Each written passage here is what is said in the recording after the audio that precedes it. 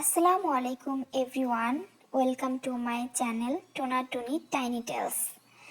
আপনারা এখানে দেখছেন মাটির চুলায় পিঠা তৈরি হচ্ছে। এটাকে আমরা কুষ্টিয়ায় মানুষ বলে থাকি পাকান পিঠা। এটা অন্যান্য অনেক অঞ্চলে অনেক নামেই চিনে থাকে বা বলে থাকে, কিন্তু আমাদের কুষ্টিয়াতে আমরা বলে থাকি পাকান পিঠা। এটা বানানো খুবই সহজ। এটা বানাতে প্রয়োজন হয় চালের গুঁড়া প্রথমে গরম পানির সঙ্গে হালকা কুসুম গরম পানিতে মেখে আধা ঘন্টার জন্য রেখে দিতে হয়। তারপরে সেই মিশ্রণটাতে কেউ চিনি ব্যবহার করতে পারে, কেউ খেজুরের গুঁড়ো ব্যবহার করতে পারে, তবে খেজুরের গুড় ব্যবহার করলে বেশি মজা হয়।